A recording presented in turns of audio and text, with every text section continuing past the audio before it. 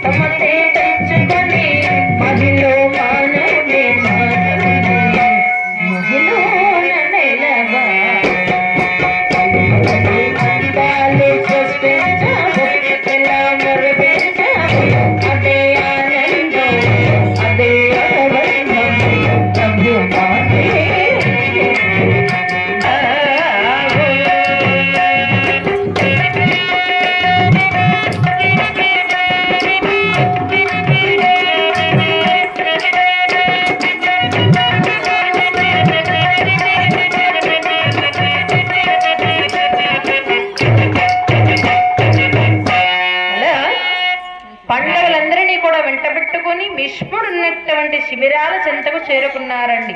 అప్పటికి సాయంకాల సమయమైంది.